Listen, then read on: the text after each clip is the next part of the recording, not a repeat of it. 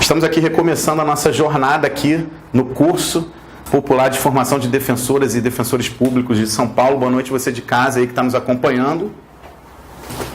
A temática de hoje é a inimputabilidade psiquiátrica, né? Ou seja, processo penal, estamos falando de processo penal, de direito penal também, logicamente, e chegamos aqui a um outro ponto da nossa temática. A gente veio comentando sobre as nuances no processo penal de rito ordinário e agora adentrarei no rito dos crimes, no rito do tribunal do júri, ou seja, dos crimes dolosos contra a vida. Certo? Deixa eu tirar essa cadeira aqui para ficar mais à vontade, eu que gosto de andar aqui. O fio, quase que eu cometo um acidente. Vamos lá. Como vocês sabem, os crimes dolosos contra a vida tramitam sob um rito especial, certo? Que é disposto no artigo 5º, inciso 38, a linha D, certo? Não vou passar vergonha nacional. Abram aí, vamos, como eu digo, vão participar comigo. Leia aí o seu artigo 5º, inciso 38, a linha D da Constituição Federal, por favor. Alguém lê aí para mim, por favor. É reconhecida a instituição do júri com a organização que lhe der a lei, assegurada. A linha D. A competência para o julgamento dos crimes dolosos contra a vida. Exato, tá? A linha D que eu queria destacar. O júri, processo que tramitará no tribunal do júri, ele será em relação aos crimes dolosos contra a vida. E aqui nos crimes dolosos contra a vida, eu quero destacar digamos assim, com perdão da redundância, o detalhe do detalhe. É por isso que eu acabei mencionando isso em alguns escritos aí. Por quê? Porque você pode acabar levando o paciente para ser julgado pelo júri quando ele pode ser absolvido impropriamente, tá? Sem que tenha o julgamento da plenária. E quando isso ocorre? Logicamente, ele tem que ser considerado inimputável, né? A mesma tramitação em relação ao ordinário ali, até a questão da definição do incidente de insanidade mental, os pontos serão comuns, tá? Em relação ao processo ordinário. O que eu quero destacar aqui para você é o seguinte: se você verificou de plano, que esse paciente provavelmente é inimputável, né? Quando? Aqui eu reiterando, num crime doloso contra a vida, tá? Esquece o procedimento ordinário. Se você, ao se deparar com o caso, verificou que o indivíduo provavelmente é inimputável, você raciocina o mesmo, vai requerer o exame de insanidade, vai requerer a instauração, melhor dizendo, do incidente de insanidade mental, mas fica o grande alerta. Jamais, desde que você desconfie e depois, logicamente, se restar caracterizada a inimputabilidade do paciente, jamais venha a alegar outra tese defensiva que não seja a inimputabilidade psiquiátrica. Por quê? Porque a competência para julgamento dos crimes dolosos contra a vida é de quem? Do júri, né? Dos populares, do cidadão. E aí o juiz não poderá absolvê-lo. Ele vai ter que ir à plenária do júri. E um indivíduo que já está fragilizado mentalmente, um indivíduo que já vem passando por todo aquele processo que a gente falou de degradação, se estiver dentro de um hospital de custódia de tratamento psiquiátrico, ainda vai enfrentar um processo doloroso, traumático do júri e podendo, inclusive, ser condenado. E pode, né? Acho que pode ocorrer. Pode ocorrer de ser direcionado a uma unidade prisional comum. Tá? E por que eu estou fazendo esse alerta? Por conta, anotem aí, do artigo 415, parágrafo único. Tudo isso que eu falei está contido no artigo 415, parágrafo único do Código de Processo Penal. Tá? Vamos lá, vou formular uma redação mais enxuta para ficar o alerta aí para vocês e lógico que depois eu vou ler o artigo. Então vamos lá, por favor.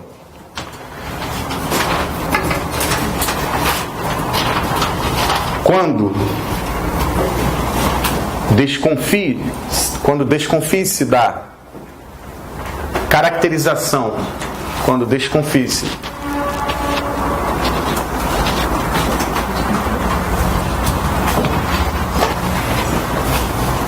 Perdão.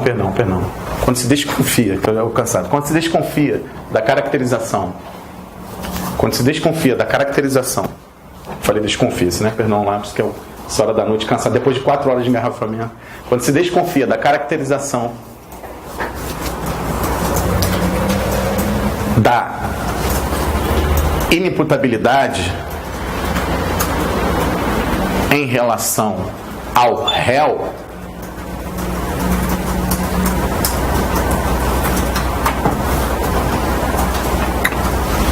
aí você coloca entre vírgulas, por favor, nos casos dos crimes de competência do tribunal do júri, pode colocar entre parênteses, né? Dolosos contra a vida, delitos dolosos contra a vida.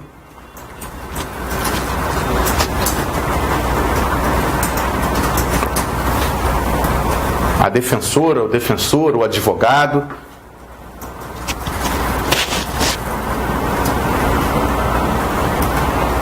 não deverá ventilar durante a tramitação processual,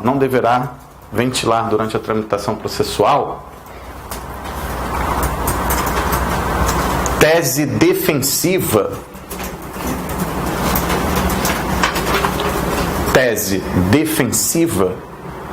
diversa da inimputabilidade, vírgula, haja vista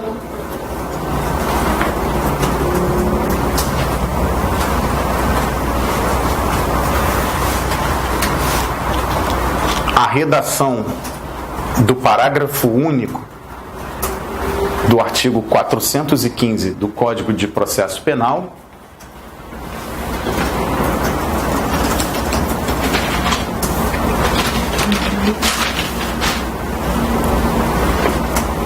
e, em virtude de a competência para julgar os crimes dolosos contra a vida, os crimes dolosos contra a vida, ser dos cidadãos. Ponto. Neste sentido,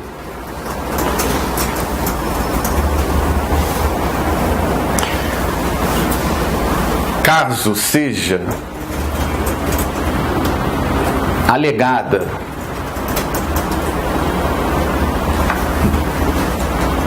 no processo causa diversa da inimputabilidade,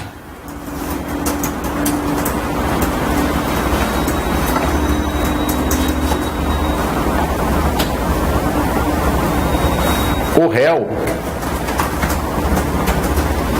será julgado durante a plenária do tribunal do júri.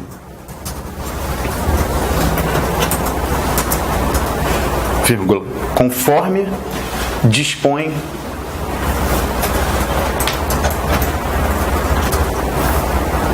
indiretamente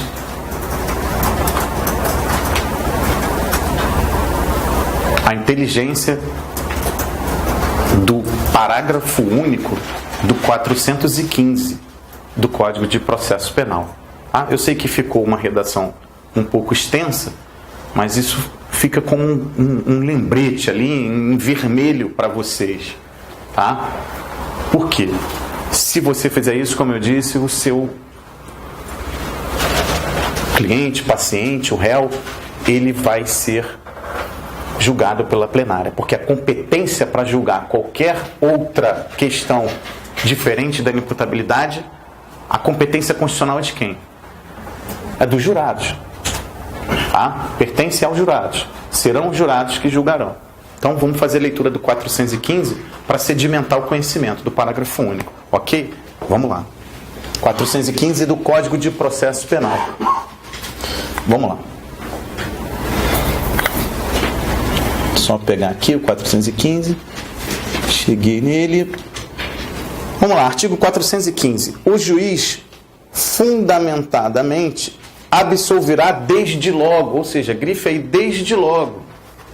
Ou seja, não dispensada a plenária do júri, né? Desde logo o acusado quando. Aí eu vou direto ao parágrafo único, tá? Perdão, vou primeiro ao inciso 4º, que guarda a relação com o parágrafo único. Inciso 4º. Demonstrada causa de isenção de pena ou exclusão do crime. Ou seja, você vai botar aí, por favor, um C/C, um conjugado com artigo 26, lá do Código Penal, que não é uma causa de isenção. Pena, então, você vai botar o artigo 26 do Código Penal, conjugado com o artigo 26.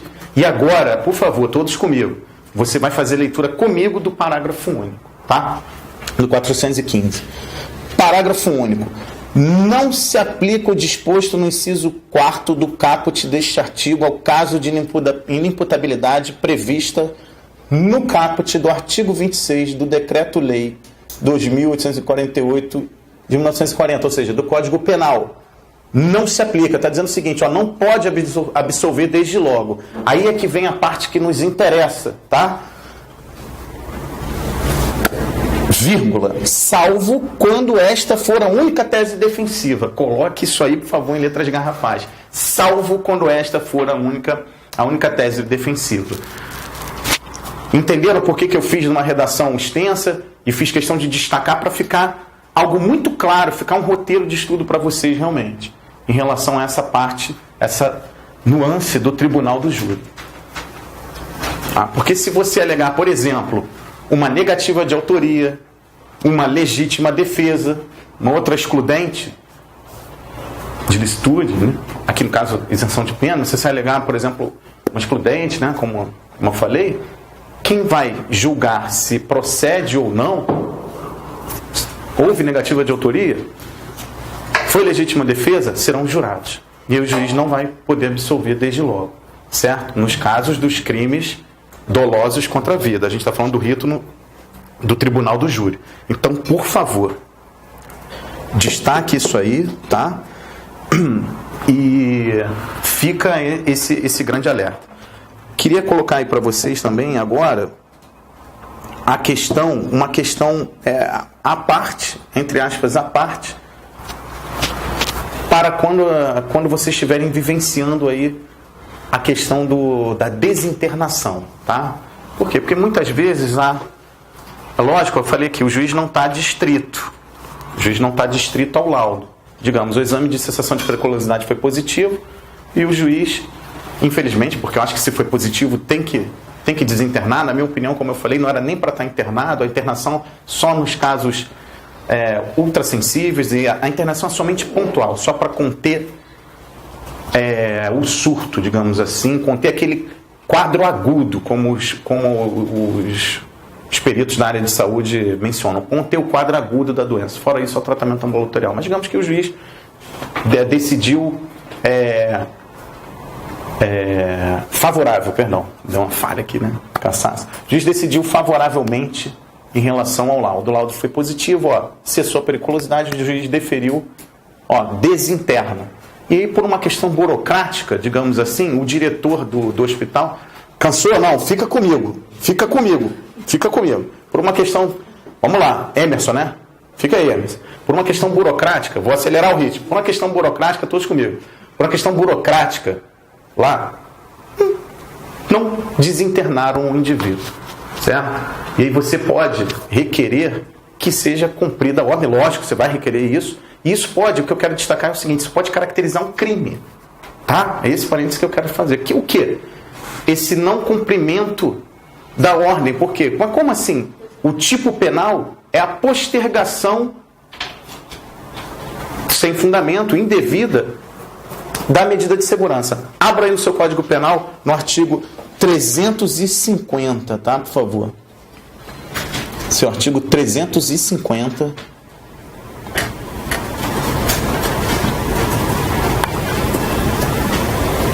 Estou buscando aqui. Se alguém achar antes de mim, aí pode. Alguém achou? Não. Cheguei. Exercício arbitrário ou abuso de poder, tá? É o tipo penal que eu queria destacar. Artigo 350. Ordenar ou executar medida privativa de liberdade individual sem as formalidades legais ou com abuso de poder. Aí o que você vai destacar? Você vai destacar o parágrafo único. Tá? Aqui tem a pena, detenção, né? De 1 mês a 1 ano. É detenção, mas só para dizer para vocês, ilustrar que pode caracterizar um crime quem postergar a medida de segurança indevidamente. Isso está disposto aonde? No parágrafo único, que aí o parágrafo único diz: na mesma pena incorre o funcionário que, certo? Vamos lá. Submete, todos comigo, beleza? Vamos lá. Então vamos lá. Inciso 1º. Na mesma pena incorre o funcionário que ilegalmente recebe e recolhe alguém à prisão ou a estabelecimento destinado à execução de pena privativa de liberdade ou de medida de segurança. 2. Que esse é o que nos interessa. Destaque aí o seu 350, inciso 2. Prolonga a execução de pena, não é o nosso caso, mas prolonga a execução de pena ou, aí aqui você vai destacar, de medida de segurança, deixando de expedir em tempo oportuno ou de executar imediatamente a ordem de liberdade. Entenderam? O fato de alguém no hospital com poder lá de direção não cumprir a ordem do juízo caracteriza um crime. Isso está disposto no 350, inciso 2 do Código Penal. Certo? Agora eu queria ler para vocês o seguinte. Eu estava falando da mitigação do artigo 97, tá? Que o artigo 97 trata do quê? Como a gente tratou no início da aula. O artigo 97 ele trata da aplicação da medida de segurança, né? Ele diz no artigo 97 do Código Penal. Vou ler de novo o artigo 97, rapidinho, para não ficar enfadonho, mas para só situar o pessoal que está de casa, para rememorar, e vocês aqui também. 97. Vamos lá. 97. Se o agente for inimputável, o caput do 97 do Código Penal, o juiz determinará a sua internação, tem entre parênteses, artigo 26. Se, todavia, o fato previsto como crime for punível com detenção, poderá o juiz submetê-lo ao tratamento ambulatorial. Ou seja, pela inteligência, pela interpretação do artigo, você consegue chegar aqui à conclusão. Dificilmente vai ser, né, pelo nosso Código Penal, vai ter um delito em que o indivíduo vai, se for aplicação literal, tá? Estou falando da aplicação literal do 97, em que o indivíduo vai permanecer em tratamento ambulatorial, a medida de segurança a ser determinada será o tratamento ambulatorial, e não a medida de internação, que é a medida gravosa, é a medida que deve ser evitada, que é a medida de segregação. Tá? Como reiterando sempre que os parâmetros serão a Lei 10.216, a Lei da Reforma Psiquiátrica, que garante direitos e deve ser sempre aplicada ao processo penal. Então vou trazer para você agora outro ponto importante, nosso terceiro ponto importante, que é a questão da mitigação do artigo 97. Como assim a mitigação? Nos crimes onde a pena seja reclusão, o Tribunal de Justiça lá do meu estado do Rio de Janeiro tem mitigado. Aqui em São Paulo eu vi alguns casos, mas sobretudo a mitigação da literalidade, da aplicabilidade do 97 pelo Superior Tribunal de Justiça. Tá? Então vou trazer aqui para vocês, vou ler duas emendas rapidamente, ler as partes que interessam. Tá? Ó, anotem aí, por favor, RESP, né, o recurso especial 91-2668, originário do estado aqui de São Paulo, o ministro Rogério Schietti Cruz, tá? Data da publicação, 7/4/2014.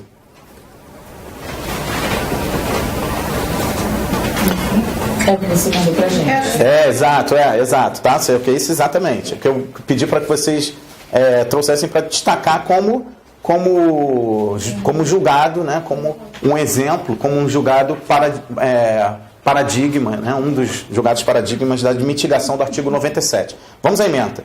Recurso especial criminal, atentado violento ao pudor, violência presumida, inimputável, medida de segurança, delito punível, destaque aí, ó, punível com pena de reclusão, tratamento ambulatorial. Agora, cabimento. Artigo 97, mitigação. Adequação da medida à periculosidade do agente. Você vai botar aí, por favor, um conjugado, né? Não sei para ser conjugado com a Lei 10.216. E aí eu peço sua atenção aqui, porque eu vou adentrar aqui na Lei 10.216, a Lei da Reforma Psiquiátrica. Vamos lá. Lei 10.216 dispõe sobre a proteção e os direitos das pessoas portadoras de transtornos mentais e redireciona o modelo assistencial em saúde mental. Isso que eu estou querendo dizer aqui para vocês o tempo todo. A questão, antes de ser uma questão de direito penal, direito processual penal, é uma questão de saúde pública. Por isso que a lei deve ser aplicada ao processo penal. Tá? Vamos lá. Vou ler aqui. Artigo 1º. Os direitos e a proteção das pessoas acometidas de transtorno mental de que trata essa lei são assegurados sem qualquer forma de discriminação quanto à raça, cor, sexo, orientação sexual, religião, opção política, nacionalidade, idade, família, recursos econômicos e ao grau de gravidade ou tempo da evolução do seu tratamento ou qualquer outra natureza. O destaque que eu vou fazer aqui para você está no artigo 2º. Aqui é que você vai fomentar sempre as suas petições quando tratar de inimputabilidade psiquiátrica, para que, além dos julgados, né, que você vai fomentar na parte que você vai utilizar na parte de fundamentação jurídica, você vai fomentar a densidade do seu pedido favorável ao tratamento ambulatorial, à mitigação do artigo 97, com base na Lei da Reforma Psiquiátrica. Vamos lá, é o artigo 2º, inciso 1º. Artigo 2º. Nos atendimentos em saúde mental de qualquer natureza, destaque aí de qualquer natureza. Ou seja, é para ser aplicada sim a seara penal, embora seja uma lei da seara civil e já, como eu disse, referendado pelo STJ e os tribunais da Federação. De qualquer natureza, a pessoa e seus familiares ou responsáveis serão formalmente cientificados dos direitos enumerados no parágrafo único deste artigo. E agora, destaque o inciso 1. Ter acesso ao melhor tratamento do sistema de saúde, consentâneo às suas necessidades. Certo? Ou seja, aqui está o substrato do seu pedido de mitigação, de literalidade em relação à aplicabilidade do artigo 97. Ou seja, é com base no melhor tratamento que a Lei 10.216 determina que deve ter um enfermo psiquiátrico, que você vai pedir que ele tenha, que seja determinado o tratamento ambulatorial e não o tratamento encarcerador, o tratamento da medida de internação. Tá? E esse julgado que eu citei para vocês, o raciocínio construído foi em torno, gravita em torno da 10.216, a Lei da Reforma Psiquiátrica. Vou ler outro RESP, tá?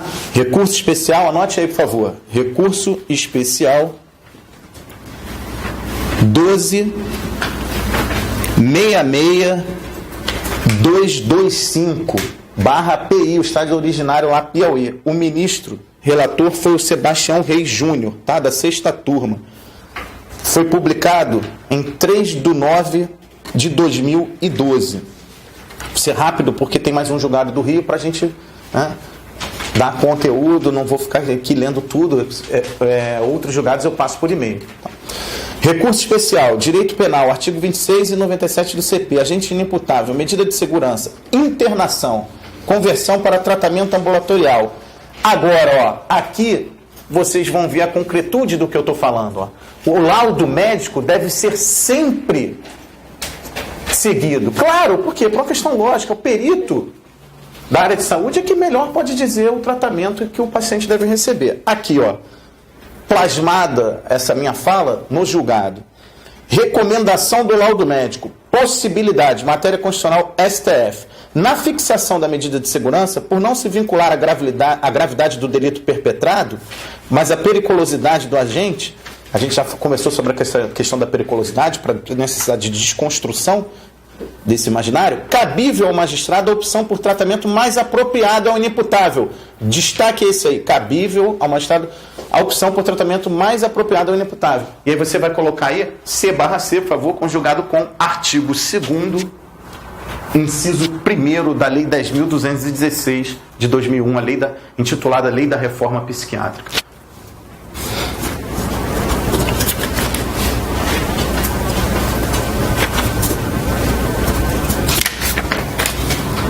Para não pairar nenhuma margem de dúvida, eu estou trazendo um julgado do Rio de Janeiro, mas certamente fizeram uma busca aqui no Tribunal de São Paulo também tem, tá?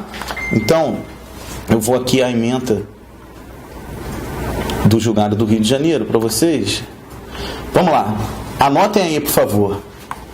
Apelação criminal 000-7399 traço 69. Apelação criminal 000, 3 vezes o 0, 7399, traço 69, 2000, é do ano 2000. Aí, como é do Rio de Janeiro, tem, né? Só para destacar para vocês, para buscarem lá no Rio de Janeiro. Ponto 8.19, 0004. Esse é um dos julgados que vocês têm aí. O desembargador é o professor Paulo Rangel, processualista penal, que vocês devem conhecer aí o livro. Então, vou ler rapidinho aqui o delito. O delito aqui, inclusive, já que a gente está falando de júri, é de competência do júri. Por isso que eu trouxe esse julgado. Escolhi justamente para falar nesse ponto. Apelação, tribunal do júri. Recurso defensivo. Denúncia que imputou a ré a prática do delito previsto no artigo 121, parágrafo 2º, combinado com o 3º e 4º, 211, e o 211, todos do Código Penal. Incidente de insanidade mental. Sentença absolutória imprópria. Ou seja, foi absolvido. Defensoria Pública que alega ter a apelante direito ao tratamento ambulatorial. E aí, ao final, em unanimidade de votos, eu vou ao final para não ficar enfadonho, né? Na leitura vocês podem fazer em casa, em dar provimento ao recurso defensivo. Ou seja, mais uma prova de que deve sim ser mitigada a literalidade do artigo 97 e ser dado o melhor tratamento ao doente psiquiátrico. E quem vai dizer quem é esse melhor tratamento? Será o laudo médico. Você vai instruir todo o processo com os laudos dos peritos da administração pública. Tá? Por favor, agora, eu quero que você destaque aí, para sedimentar, para o seu conhecimento, a resolução 113 de 2010,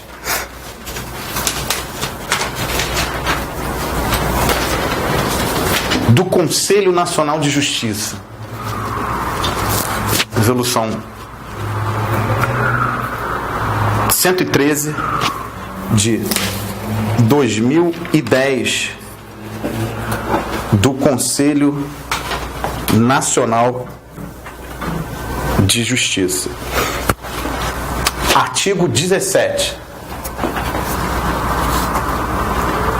Esse artigo 17 ele vai tratar justamente da execução da pena, falei pena. Relembrando de novo, medida de segurança não é pena. Isso. O professor teve um lapso aqui, mas é isso aí, que bom, fiquei feliz de saber que vocês estão comigo. Medida de segurança não é pena. Reiterando, tá? A medida de segurança ela tem como desiderato, tem como objetivo o restabelecimento da saúde mental. Sempre destacar isso também, tá? Porque alguns magistrados têm uma construção em seus votos, em suas decisões, de dar um caráter de pena. E medida de segurança não é pena. Então ela trata, essa resolução, no seu artigo 17, ela trata da execução da medida de segurança. Ou seja, que ponto, que objetivo tem essa resolução, especificamente no artigo 17? De aplicar a lei da reforma psiquiátrica 10.216. Tá? Então aqui mais um órgão referendando a aplicação da lei da reforma psiquiátrica, aqui no caso na execução penal. Tá? Vou ler para vocês rapidinho. O juiz competente para execução da medida de segurança, sempre que possível, destaquem, né, isso na redação, sempre que possível buscará implementar políticas antimanicomiais, conforme sistemática da lei 10.216 de abril de 2001, certo? Então, isso que vocês têm que ter em mente, sempre brigar pela conferência de direitos da lei em relação ao réu para conferir esses direitos dispostos na lei da reforma psiquiátrica. Ok? Vamos lá, eu quero destacar aqui também o artigo 4º, tá? Destacar para vocês o artigo 4º da lei da reforma psiquiátrica. Também vai servir para fomentar o quê? Numa possível apelação, digamos que o paciente tenha sido condenado a cumprir a medida de segurança de internação. Então, numa possível petição de apelação, o artigo 4º, se você verificar, né, que eu digo, se você tiver fundamentado no laudo médico, lógico, o laudo médico, reiterando sempre, vai dar um embasamento para você fazer todo e qualquer pedido em relação ao juiz competente. Então, se você verificar que o laudo é favorável ao tratamento ambulatorial, utilize sempre desse artigo 4º da Lei 10.216, porque ela trata do que eu falei anteriormente. A internação, ela é o último recurso a ser utilizado na manutenção do tratamento. Então vamos lá, vou à leitura do artigo 4º, por favor. A internação, em qualquer de suas modalidades, só será indicada quando os recursos extra-hospitalares se mostrarem insuficientes. Ou seja, quando não houver possibilidade do indivíduo se tratar em caráter ambulatorial. E aí podem destacar para vocês, existem os CAPs, né? Aqui acho que aqui também tem os CAPs, né? Lá na minha cidade, do Rio de Janeiro, tem os CAPs. São os centros, respondendo a pergunta da Andréia, eu não esqueci da pergunta não.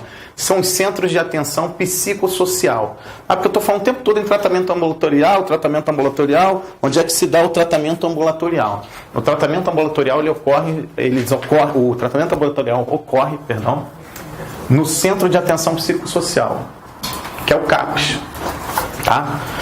E ele deve ser a tônica do tratamento do doente psiquiátrico. É isso que está dizendo aqui no nosso artigo 4º, tá? No caput da Lei 10.216. Vou passar a leitura agora do parágrafo 1º. O tratamento visará como finalidade permanente a reinserção social do paciente em seu meio. Esse é outro ponto que eu queria chegar aqui, a Corne, por isso que eu dei uma acelerada. Está acabando, eu já vou acabar. Que eu queria chegar aqui para você. Olha, o Emerson, não fica com esse semblante de sono, não. Aguenta mais 5 minutinhos. Eu consegui dar uma acelerada, eu vou esgotar até um pouquinho antes o conteúdo do tempo.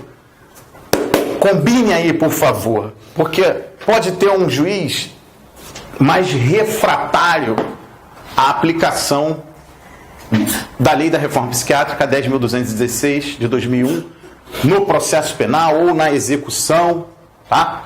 E você vai combinar com o próprio... Aqui eu vou tratar da execução, tá? Estou falando da execução. Você vai combinar o artigo 4º com o próprio artigo 1º, tá? Da 7.210, ok? Da Lei de Execução Penal. Vamos lá, você lê o 4º comigo. Parágrafo 1º que diz que o tratamento sempre vai ter que finalidade? Reinserção social. Vamos fazer a leitura do artigo 1º, da 7.210, da LEP? Vamos lá, da Lei de Execução Penal. Artigo 1º. A execução penal tem por objetivo efetivar as disposições de sentença ou decisão criminal e proporcionar condições para harmônica... Destaque aí, por favor. Harmônica o quê? Integração social do condenado, que não é o caso, não é pena, reiterando sempre. E aí vem a nossa parte, a parte que nos interessa. E do internado. Ok? É isso. Você sempre deve lutar pelo tratamento ambulatorial, lógico, sempre destacando aqui, quando referendado pelo laudo médico. Então, combine, por favor, o artigo 4º da Lei da Reforma Psiquiátrica. Aqui eu estou tratando da execução penal, tá? Se ele estiver cumprindo execução, cumprindo medida de segurança de internação. Ok? Mais um artigo aqui. Você quer fazer uma pergunta? Quando você levantou, vamos lá. Me sobreveio uma dúvida do seguinte, por exemplo, o enfermo mental que investe no caso contra o diretor do presídio, porque ele não está cumprindo a ordem judicial. Porque ele não está cumprindo a ordem judicial. Que ordem judicial? No caso de fazer a desinternação. ele incorre naquele crime lá de exercício das próprias razões? Você disse se o... O inferno. Aham. O juiz deu a decisão, falou, você vai ser desinternado. Se ele souber que ele tá... que tem uma medida, que ele não está sem... Não, aí não. O que pode acontecer é o seguinte, né? Infelizmente, nesse caso não. O que infelizmente eu vejo na prática, que pode acontecer, por exemplo, digamos assim, é ele ser alvo de mais um processo penal. Digamos que ele incorra na prática de uma lesão corporal. Ele agrediu o diretor do presídio, tá? Do presídio não, pelo amor de Deus, olha, do presídio não, apesar de casa, é o cansaço, 10. Do Hospital de Custódia e Tratamento Psiquiátrico, tá? Não, é sempre destacar isso. Desconstruir sempre esse imaginário negativo de que é pena, de que o enfermo psiquiátrico é violento. Ele, por acaso, sua pergunta, ele veio agredir, o que acontece? O que vai estar caracterizado? Pode ser, digamos assim, agrediu fisicamente, pode ser que ele seja processado pela prática de um outro delito. Aqui no caso, digamos que tenha ocorrido uma fratura no braço, e aí vem a ser comunicado à autoridade policial, toda a tramitação, mesmo tramitação. E aí, ele provavelmente, infelizmente, vai ser processado pelo delito de lesão corporal, tá? Não quer dizer que ele, porque ele tinha o direito porque ele tinha o direito à desinternação, justifica? Não justifica, ao contrário, pode caracterizar um delito, e esse outro delito pode inviabilizar, inclusive, a desinternação dele, tá? Infelizmente. Por isso é que os casos têm que ser acompanhados de perto. Como assim acompanhados de perto? Eu citei para vocês aqui o exemplo da minha cidade, onde no hospital lá não tinha medicação. E se não tem medicação, muito provavelmente, como o paciente está submetido àquela situação injusta de estresse, ele pode vir a surtar. E não quer dizer que ele vai cometer um delito. Isso que tem que ficar novamente claro. Não quer dizer, não é que ele surtou, vai ter atitude de violência. Não, sempre, vamos esquecer isso. Mas pode ocorrer sim. Então você tem que estar sempre atento a isso, tá? Isso pode, infelizmente, inviabilizar a desinternação. Ok? E aí eu pergunto a você, uma questão muito pragmática. Respostas vocês vão me dar. Aproveitando o ensejo da sua pergunta. Laudo referendando a desinternação, o juiz determina a desinternação e por questões burocráticas a ordem não está sendo cumprida. Certo? E aí? O que você faz? Você pode até fazer o juiz determinou a desinternação. Você pode até fazer uma outra petição reiterando o pedido ao juízo da execução. Mas digamos que você acha que isso vai demorar. Eu não sei como é que é aqui na execução. No Rio de Janeiro, para uma petição ser apreciada, se você não for lá despachar, pode demorar meses. A verdade é essa. E se você quiser uma medida mais célere, o juiz determinou a desinternação. O laudo foi favorável, o juiz determinou e a autoridade administrativa lá do Hospital de Custódia e Tratamento não está cumprindo, ou por outra questão burocrática, o paciente, o interno, ainda continua na segregação, continua segregado, melhor dizendo, na medida de segurança de internação. Como eu disse, uma petição, pode ser uma simples petição, reiterando que seja cumprida a ordem do juízo da execução? Pode, mas às vezes uma petição dessa, se não for despachada, pode demorar meses. E aí, pensando em celeridade, a questão que eu boto aqui, o que você vai fazer já que o direito dele de locomoção está sendo restringido? Beleza? Agora eu posso ficar feliz e me despedir. Exatamente. Sempre. O meu raciocínio é esse. Sempre que você verificar, eu tenho um último pontinho que eu quero destacar para vocês, tá? Antes de findar a aula. Sempre que você verificar que, eu estou vendo que o pessoal já está no final das baterias, mas isso eu preciso falar. Sempre que você verificar que a ordem não está sendo cumprida de desinternação, se você não quiser fazer uma petição, que pode, como eu disse, demorar muito, o rito do HC é um rito, em tese, mais célere, certo? Você faz um HC, né, elabora um HC, melhor dizendo, impetra esse HC, esse habeas corpus, com um pleito liminar, né, um pedido liminar, para que a ordem seja cumprida. tendo em vista a celeridade maior do HC, do habeas corpus. Ok? Vamos lá, ainda tenho aqui uns minutinhos. Eu só queria fechar com o seguinte: anotem aí, por isso que eu disse, eu estou trazendo os artigos, a questão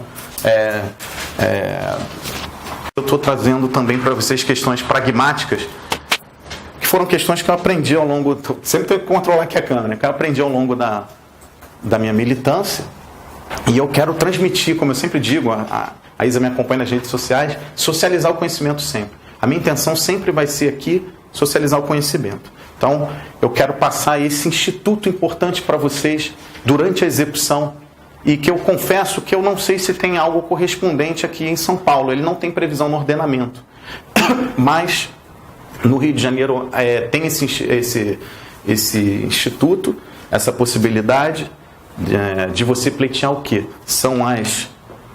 Um apagador aqui.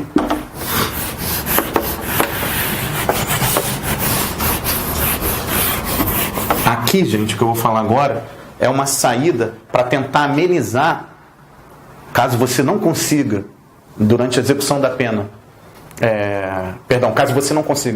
durante o processo de conhecimento, no caso, se você apelar, caso você não consiga, antes da execução da pena, melhor dizendo, o tratamento ambulatorial para o seu paciente, e caso a execução da medida de segurança seja realmente...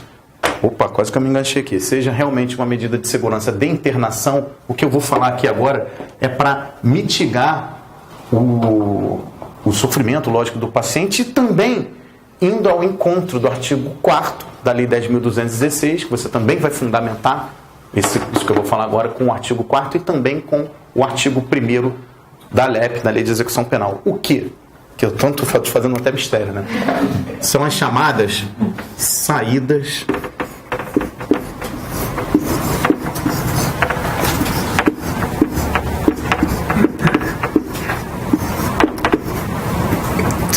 terapêuticas, tá?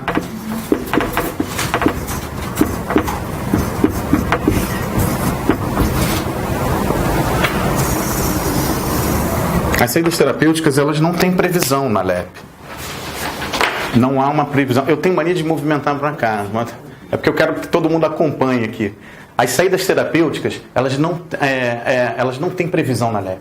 E a intenção é amenizar o sofrimento do paciente e, sobretudo, reaproximá-lo da família, tá? Porque muitas vezes a família, por falta de recursos, até, infelizmente, de recursos financeiros para custear uma ida ao hospital de custódia de tratamento psiquiátrico, né? Perdão, geralmente são 2 vezes por semana, o sistema de visitação consiste desta forma, você consegue mitigar esse sofrimento e reinserir o paciente na sociedade com as saídas terapêuticas. O que são as saídas terapêuticas? São literalmente saídas, né? O paciente sai da unidade hospitalar vinculada ao sistema penal e fica um período com a sua família. Elas geralmente podem ocorrer no final de semana ou podem ocorrer ao longo da semana. As saídas terapêuticas, podem colocar aí, se vocês quiserem anotar, elas também são precedidas de laudos dos peritos do Hospital de Custódia de Tratamento Psiquiátrico. Você, antes de pleitear, eu aconselho a você, se for pleitear, que você, antes de pleitear a saída terapêutica propriamente dita, que você venha requerer ao juízo que seja elaborado um laudo com a situação atual do paciente para fins de obtenção de saídas terapêuticas. Por quê? Sempre pensando em otimizar o tempo, sempre pensando no melhor tratamento do paciente. Se você está diminuindo aquele tempo,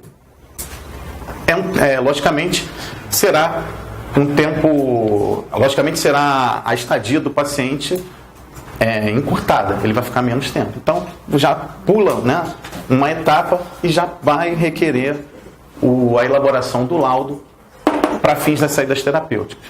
Com a chegada do laudo, o laudo sendo favorável, você vai requerer, propriamente dito, a saída terapêutica. Tá? Lógico que você pode fazer isso na mesma petição. E as saídas terapêuticas, elas são de suma importância. Eu queria finalizar dizendo o seguinte, aqui é uma questão pragmática. Eu vi diversos pacientes melhorarem sensivelmente com as saídas terapêuticas. E onde eu quero chegar dizendo isso? O que eu estou querendo dizer com isso? Que a reaproximação com a família e, sobretudo, com a sociedade vai possibilitar a melhora do tratamento. E isso só vem referendar o que, gente? Só vem a referendar tudo o que a gente veio trabalhando aqui em relação ao tratamento ambulatorial. Tá? Porque se o paciente está em tratamento ambulatorial, ele está em contato com a sociedade. Ele está com a sua família.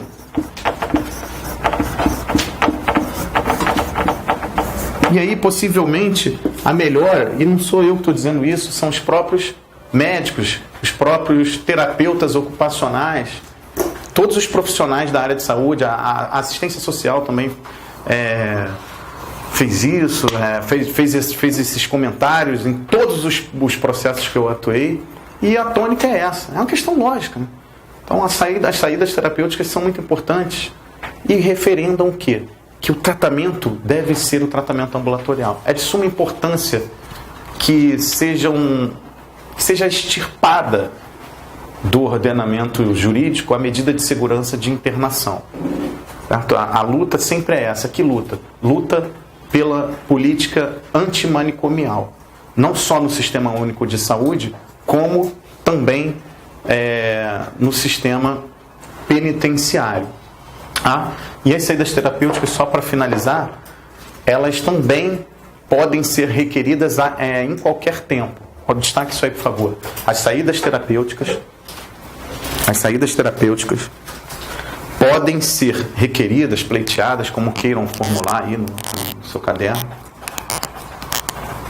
em qualquer tempo da execução da medida de segurança.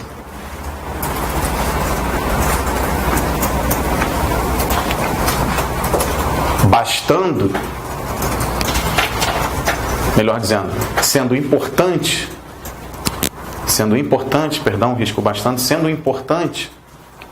para dar força ao pedido em questão,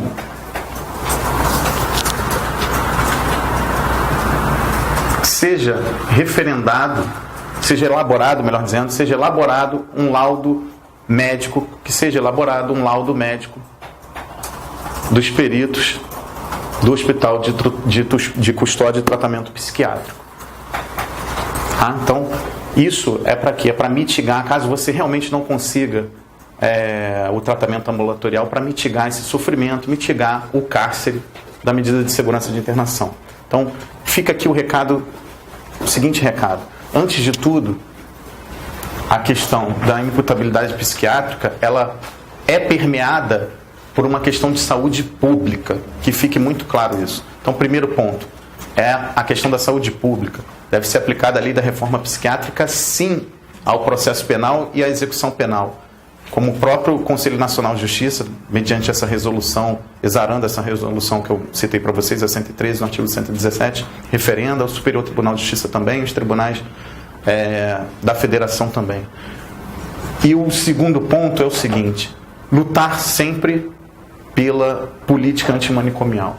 Desinternação hospitalar, ela tem que ser efetivada.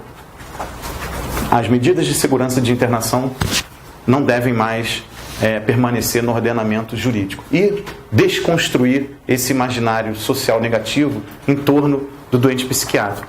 Pode conviver e convive com a gente normalmente, basta estar medicado. Não deve ser alijado da sociedade, não é um estorvo social. Certo? Eu queria dizer que eu estou muito feliz, de verdade, de ter vindo aqui, muito feliz com o convite, muito feliz de saber que vocês estão na luta. Com sono, dificuldades, eu sei que vieram de longe, eu sei de todas as dificuldades aí de trabalhar, estudar.